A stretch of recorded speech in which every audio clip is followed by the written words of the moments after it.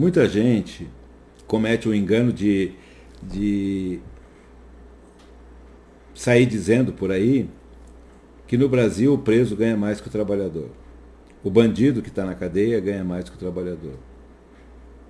Isso é a mais pura e absoluta inverdade. A mais pura e absoluta mentira. Existe, dentro dos benefícios da Previdência Social, um deles que é auxílio reclusão, que é dado para a família daquela pessoa que, quando for presa, esteja filiada à Previdência Social, ou seja, esteja contribuindo para o INSS. Até a reforma da Previdência, isso acontecia logo de imediato. Hoje são necessários 2 anos de contribuição para requerer esse benefício e outros. Houve uma alteração nos prazos da Previdência Social. Então, em primeiro lugar, o preso não ganha nada. Quem ganha é a família dele, se ele tiver filhos menores de 14 anos e o valor do benefício não ultrapassa R$ 1.300, certo? Se ele for carente, comprovada a carência. Em primeiro lugar. Por quê? Porque não podemos punir os filhos pelos erros do pai. Erros do pai ou da mãe ou dos pais, dependendo do caso. Mas isso é para quem estiver pagando a Previdência Social, ou como empregado ou como autônomo. Senão, não tem esse direito. A segunda hipótese do preso receber é quando ele vai para uma penitenciária industrial, como chamam, como é o caso da de São Cristóvão do Sul, aqui próximo de Lais, próximo a Curitibanos. Ali é uma penitenciária que é modelo, inclusive. Teve o ministro da Justiça aqui, ganhou o prêmio Inovari, que é um prêmio dado às iniciativas para melhorar a chegada da justiça até as pessoas. E ali, dentro daquela penitenciária, existe uma fábrica de móveis, mantida por uma empresa privada, que é quem paga os presos. Não é dinheiro do Estado. O preso tem que trabalhar ali, recebe, do que ele recebe, uma parte vai para um fundo, para uma poupança, outra parte é usada nas despesas dele com algumas coisas que o governo não fornece, e a outra parte vai para a família. Acontece que 98%, 99% dos presos no Brasil não estão filiados à Previdência Social. Não recebem essa ajuda. E geralmente, principalmente os homens, mas e mulheres também, são os mantenedores da família, são os arrimos de família. Quando eles caem na cadeia, a família fica ao léu, fica abandonada e ninguém faz nada. Isso é um absurdo. Eu não defendo bandido, eu não defendo crime, mas eu defendo os direitos do criminoso. E principalmente os direitos da família do criminoso e da vítima. Porque o que acontece aqui é o seguinte: o cidadão mata uma pessoa, é preso, vai a júri popular, é condenado. Isso eu estou sendo assim bem rápido. E passa a cumprir a sua pena. A família dele, se não tiver outro rendimento, se alguém não trabalhar, vai ficar passando necessidades. E a família da vítima, que também poderia ser o único da família que trabalha, e ao mesmo tempo era o único que mantinha a família, também vai ficar abandonado. Não se olha para esses extremos, não se olha para quem fica do lado de fora da cadeia. Esse sistema corrupto que se instalou no país nos últimos 34 anos, 35 anos, esse sistema de exploração do Estado, de aparelhamento do Estado, criou no povo brasileiro uma cultura de vingança contra as pessoas que cometem crime. Não interessa as circunstâncias, não interessa se é menor ou maior, querem diminuir a maioridade penal, querem aumentar as penas para menor de idade, ao invés de ir na raiz do problema. Podem achar que eu estou defendendo criminoso, porque não é verdade e eu tenho a minha consciência tranquila. Eu penso da seguinte maneira: se o pai de uma família, ou a mãe de uma família, delinquiu, foi para a marginalidade, imediatamente tem que se atender os filhos e os que dependem deles, para que não tomem o mesmo caminho.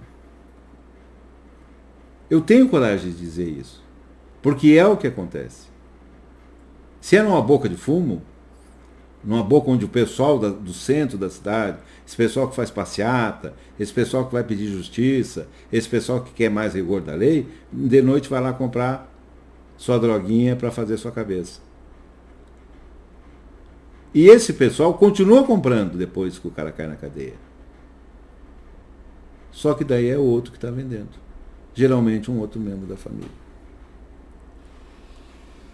As crianças, filhos desses marginais, dessas pessoas que enveredam para o caminho da criminalidade, são crianças tão protegidas pelo Estatuto da Criança e do Adolescente, pela Constituição Federal, quanto qualquer outra criança que more na mais rica, que seja membro da mais rica família do Brasil. Tem os mesmos desejos, as mesmas vontades, precisa de alimentos saudáveis, precisa de boa escola e boa formação, mas acontece que as pessoas não querem saber disso. As pessoas não querem saber o que é que vai acontecer. Quanto mais longe ficarem isolados, melhor. Isolados, melhor. Quanto mais distante da minha casa, o problema é deles. Só que ninguém pensa que esse menino, essa menina, que está lá no meio da marginalidade, que está convivendo com outras pessoas que estão nessa condição de fora da lei, está se tornando um novo marginal, vai crescer. Se sobreviver, é claro. E vai vir incomodar. E não vai vir calmo, não vai vir com tranquilidade. Vai vir com violência. Por isso, a meu sentir, não existe outra saída para o Brasil que não escolarização, alimentação, saúde, e a segurança pública vai ser consequência disso. E o desenvolvimento vai ser consequência disso. Ninguém pensa que lá no morro, onde tem favelas, em morros, ou nos bairros mais pobres das periferias do Brasil, está sendo formado um contingente, um exército, que cada vez cresce mais, de meninos e meninas, de moços e moças, que não tem nada a perder. Que não querem nada da vida, a não ser ter um tênis caro, roupa da moda, um celular da moda, como qualquer outra pessoa quer. Mas como eles não têm a oportunidade, e não têm a oportunidade, duvido alguém me prove que tem a oportunidade. Nós temos uma escola de péssima qualidade no Brasil. No Brasil. Aqui no Sul nós temos. Eu queria que vocês conhecessem as do Norte e Nordeste. De péssima qualidade. Professores mal pagos, professores mal treinados, mal formados, escolas caindo aos pedaços, sem bibliotecas, sem computador, sem o mínimo necessário para se criar um ambiente propício a que o cidadão desenvolva seus talentos. O que nós temos, na verdade, é uma enganação.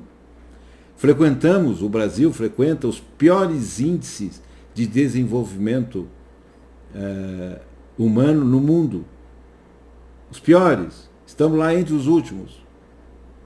Mas não, todo mundo prefere ficar fazendo de contas que é culpa deles. Ah, o cara está ali porque ele é um marginal. Ele escolheu essa vida, as áreas dele.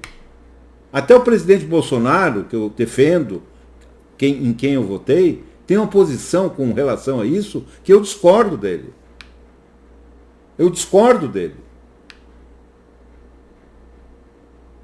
E já tive a oportunidade de mandar e-mail, de mandar carta, de mandar de todas as formas legais possíveis de comunicação de um cidadão com o presidente da República, eu já usei para manifestar essa minha indignação. Com essa atitude dele de dizer, não quer sofrer na cadeia, não quer ficar amontoado 20 homens numa cela de 2x2, não cometa crime. Isso não é uma resposta que um político, que um presidente da República possa dar. Nem ele, nem os outros deram. Vamos deixar bem claro. Os outros mentiam. Os outros enganavam. Ele, pelo menos, é sincero. Mas não basta ele ser sincero. Ele tem que voltar os olhos deles, sim, para essas crianças que estão abandonadas nos morros, nas periferias das grandes cidades. E, olha, para ser sincero para vocês, estão em toda parte. Em toda parte. Não existe mais você dizer assim, olha, existe uma cidade no interior, uma cidade bucólica, uma cidade tranquila, em que os velhos sentam na frente da casa, na cadeira, e ficam batendo papo até altas horas. Lamentavelmente, é um número tão pequeno de cidades que dá para fazer isso, que não é nem expressivo em termos de percentual. Por quê? Porque a maldita da droga, o crack, a ganância de quem financia esses pequenos traficantes, a ganância de quem compra armas para financiar esses assaltantes, essas pessoas que estão na marginalidade, não permite mais que nenhum jovem, seja de onde for, esteja a salvo dessa maldição, que é um problema de saúde, não de polícia apenas. Saúde. Porque se não tratar o viciado, pode fazer o que quiser. O maior exemplo está na Cracolândia, em São Paulo. Só mudaram de lugar. Só mudaram de lugar. A cada dia que passa, uma pessoa morre lá, outra é encontrada morta por overdose, os assaltos são constantes, porque eles só saíram de uma rua e foram para uma praça. E isso acontece por quê? Porque as populações que têm, como dizem alguns professores, um endereço duvidoso e a pele escura, são constantemente maltratadas, escravizadas por 3 tipos de forças que hoje comandam o território brasileiro. Comandam os presídios brasileiros. A primeira delas são as facções criminosas,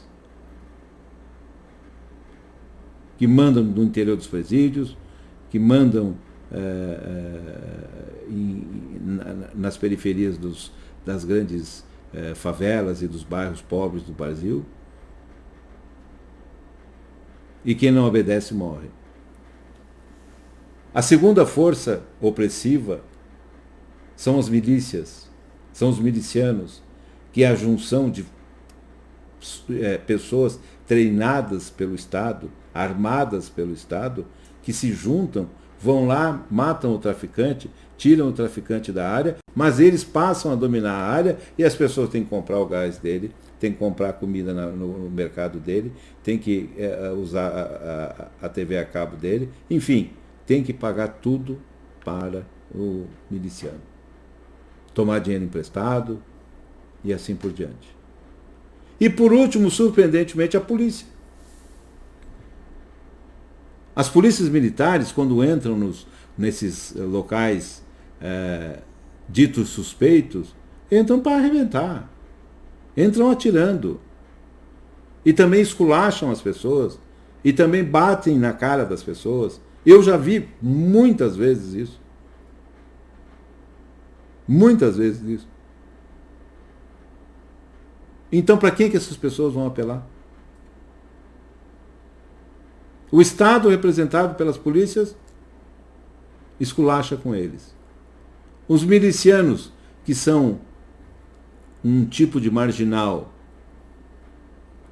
da pior espécie, esculacham com eles. E as facções criminosas esculacham com eles. Quem que sobra? Para quem que eles vão apelar para ter um remédio, para ter uma roupa, para ter comida, para ter transporte? Pelo amor de Deus, para com essa conversa mole aí de ficarem dizendo porque as crianças do Brasil vão fazer esse programa, aquele programa. Não tem nada disso. Os programas que vão salvar as crianças brasileiras são escola, escola, escola com boa alimentação e com atividade permanente. Escola em tempo integral. E pode ser, meus amigos, que daqui uns 15, 20 anos nós tenhamos uma oportunidade de termos um país que nós merecemos. Enquanto isso não acontecer, vamos ter meninas de 11, 12 anos grávidas, vamos ter meninos e meninas sendo assassinados em confrontos entre facções, em confrontos com a polícia ou com milicianos. Vamos ter meninos e meninas viciados e jogadas na mão da bandidagem.